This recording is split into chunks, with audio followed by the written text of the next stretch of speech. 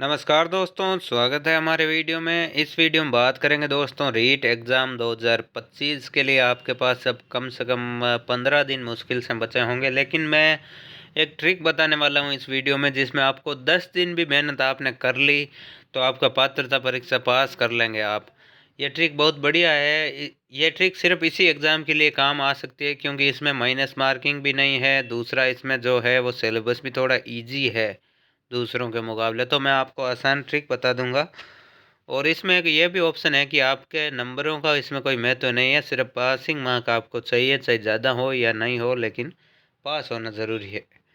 तो video and तक ज़रूर देखना, मैं पूरा का पूरा विस्तार से बताऊंगा। अगर आपने अभी तक कुछ भी नहीं पढ़ा है तो भी आप पास हो सकते हैं। और अगर आपने कुछ, कई लोगों के ये भी मेरे पास आते हैं कि हमने पढ़ा है लेकिन हमें दिमाग में ही नहीं रहता क्या आएगा, इतना बड़ा सिलेबस लगता है।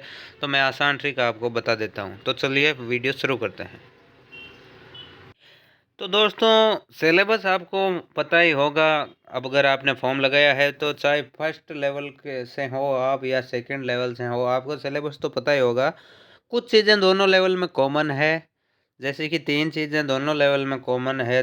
30 क्वेश्चन संस्कृत के दोनों में आएंगे, 30 क्वेश्चन साइको के दोनों में आएंगे, और 30 क्वेश्चन हिंदी के दोनों में आएंगे। यानी कि 90 क्वेश्चन आपके जो हैं दोस्तों, वो दोनों के लिए सेम रहेंगे, दोनों पेपर्स के लिए।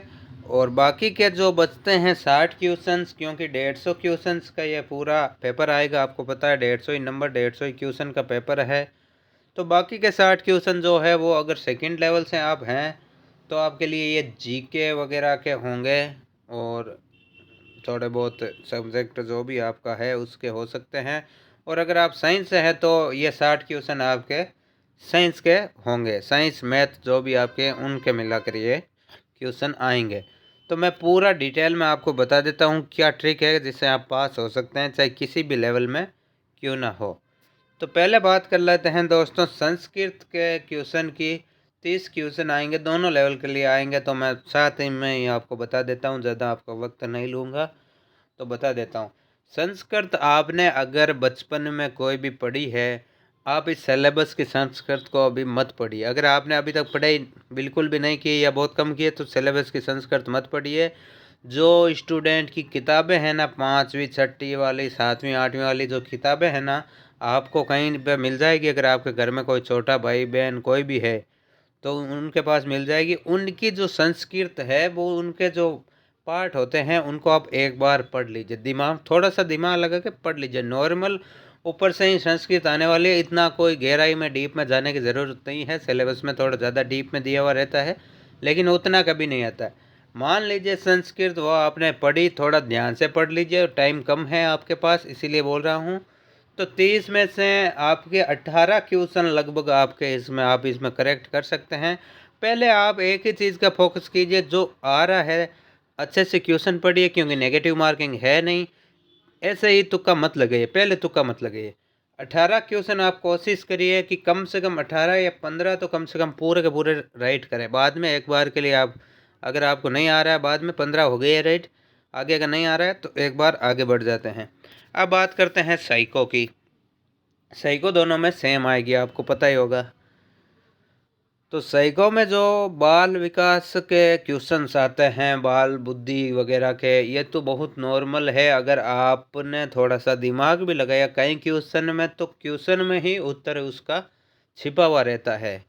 तो ये तो कोई विशेष मुझे नहीं लगता कि इसमें कोई होगा। कोई भी स्टूडेंट अगर थोड़ा भी उसने, अब बच्चे तो सभी के घर में होते ही हैं, नॉर्मल एक्टिविटी को देखकर भी बच्चों का कैसे पालन पोषण होता है, ऐसे क्वेश्चंस भी बनते हैं इसमें। और क्या क्या वो करते हैं, उनकी बुद्धि का कैसे विकास होता है, हम थोड़ा गहराई में देखेंगे तो वो हो जाएगा। तो उसमें भी जो 30 क्वेश्चन है उसमें 15 क्वेश्चन आप आराम से कर सकते हो। और अगर आप थोड़ा सा पढ़े हुए हो या थोड़ा सा नॉलेज आपको है तो 20 क्वेश्चन में भी आप पहुंच सकते हो। यानी कि 15 उसके माने हमने संस्कृत के, 15 माने इसके, तो भी 30 क्वेश्चन इसमें अभी तक हुए हैं। अब बात करते हैं दोस्तों हिंदी की।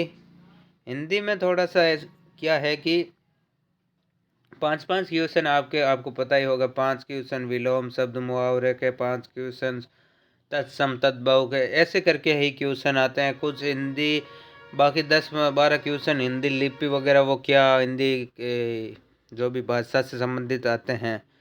तो पहले आपको यही देखना है कि जो मुहावरे के क्वेश्चन आएंगे उनको आप पूरी कोशिश करना है, क्योंकि लगभग लगभग मुहावरे हमें दिमाग में होते हैं लेकिन हम थोड़ा कंफ्यूज हो जाते हैं। तो क्वेश्चन को ठीक से पढ़ोगे तो उसमें आप उसका कर सकते हो, आंसर कर सकते हो। दूसरा विलोम शब्द की अगर बात करें तो विलोम शब्द एक बार के लिए हमें सबका पढ़ा हुआ रहता है। उसके लिए भी एक बार के लिए आप थोड़े जो छोटे भाई बहन हैं आप उसमें से एक बार उनकी किताब उठाकर जो भी जितने भी वो रहते हैं ना पर्यायवाची विलोम शब्द वो एक बार के लिए पढ़ लेना, उनमें से ही आएंगे, बाहर नहीं जाएगा। ये तो हो गया इसका। अब उसमें थोड़ी व्याकरण की जो किताब होती है बच्चों की वो एक बार मैं बोल रहा हूँ पढ़ लेना, उसमें से बाहर नहीं जाएगा। ज़्यादा गहराई में जाने की ज़रूरत नहीं है आपको, बड़े बड़े नहीं आएंगे उसमें, छोटा ही आएगा आपके लिए। तो ऐसे करके आप इसमें 15 क्वेश्चन, क्योंकि 5-5 क्वेश्चन ये आने वाले हैं। अगर हिंदी का थोड़ा सा और आपको नॉलेज होता है कि भाषा से संबंधित या कोई लेखक से संबंधित क्वेश्चन बनेंगे, ज़्यादा कोई गहरा नहीं आएगा, तो 20 क्वेश्चन इसमें आप आराम से क्लियर कर सकते हैं। यानी कि 30 और 20 50 क्वेश्चन आपके क्लियर हो गए। अब बचते हैं 32 क्वेश्चन। 32 क्वेश्चन है 60 क्वेश्चन में से। अब अगर आप साइंस या मैथ के हैं तो आपका सब्जेक्ट के साथ आने वाले हैं। तो फिर आप जब आपने सब्जेक्ट लिया है तो इतना तो आपको आता ही है कि लगभग लगभग आप इसमें 30-32 क्वेश्चन तो कर ही सकते हो, क्योंकि आपके सब्जेक्ट लिया हुआ था। आधा तो 50% तो कोई भी ला सकता है, उसमें कोई गहरा ज़्यादा नहीं है। बाकी बचती है सेकंड लेवल वालों के लिए, और जो जिनके जीके आने वाला है उनके लिए बात करें तो जीके में दोस्तों आपका जीके भी आएगा और थोड़ा बहुत समाज से संबंधित क्वेश्चन भी आएंगे, थोड़े अवार्ड से संबंधित क्वेश्चन भी आएंगे। तो जीके राजस्थान जीके भी है, इंडिया जीके भी, हिस्ट्री भी है। अब ऐसा है कि जिसके हिस्ट्री सब्जेक्ट था या समाज शास्त्र या फिर भूगोल सब्जेक्ट था उनके लिए ये कोई ज़्यादा हार्ड नहीं होने वाला है। मैं पहले ही बता दूं, आप क्या करते हो कि आप सिलेबस पढ़ते हो आरएस के लेवल का, वैसा नहीं आता है दोस्तों। किताबों में आएगा सिलेबस तो वही रहेगा, पर आपके सिलेबस में जो पेपर जो आने वाला है वो नीचे नीचे लेवल का ही आता है, क्योंकि ये पात्रता की परीक्षा है, इसमें नीचे लेवल का ही आता है। लेकिन कंफ्यूज करने वाला सवाल आता है, यानी कि आपको गुमराह कर देगा। आप देखोगे कि ये क्या है क्या, कई बार सवाल में ही आंसर छिपा रहता है लेकिन हम पढ़ने में थोड़ा हड़बड़ा जाते हैं। एक आपको पैनिक बिल्कुल नहीं करना है एग्ज़ाम में, क्योंकि पैनिक करने से कोई फ़ायदा आज तक किसी को हुआ नहीं है। तो पैनिक नहीं करना है। इसमें आपके 32 सवाल आप कर लोगे आराम से, मुझे पता है।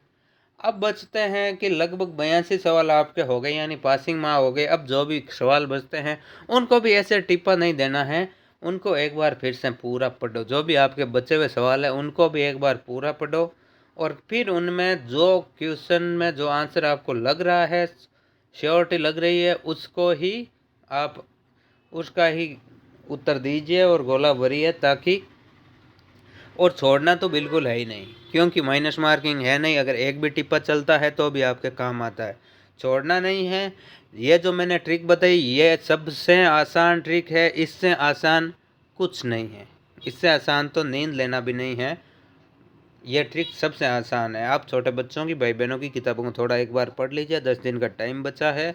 बाकी जो मैंने ट्रिक बताई है वो है 10-20 क्वेश्चन तो ऐसे होते हैं दोस्तों, चाहे पढ़ा हुआ ही नहीं हो कभी, उससे भी पेपर दोगे ना, नॉर्मल पढ़ा हुआ 5वीं 7वीं का स्टूडेंट वो भी कर देगा आपके 20 क्वेश्चन। तो क्योंकि उन 20 क्वेश्चन का तो कोई मतलब ही नहीं है, सभी को आते हैं, क्योंकि वो जैसे कि ऐसे भी क्वेश्चन आते हैं, राजस्थानी वेशभूषा से संबंधित भी एक आध क्वेश्चन आ जाता है, बोली चाली से, या कौन सी चीज़ कहाँ बांधी जाती है, गहना वगैरह होता है उससे भी संबंधित। तो ऐसे 20 क्वेश्चन का तो आप मान के चलो, आपके घर वाले अगर अनपढ़ है ना तो भी वो मम्मी पापा तो भी उत्तर दे सकते हैं, उनका आप नहीं कह सकते। बाकी ये थी ट्रिक। अगर वीडियो पसंद आया हो तो लाइक करें, और पात्रता पास करनी है तो हमारे चैनल से जुड़े रहें, हमें सब्सक्राइब करें।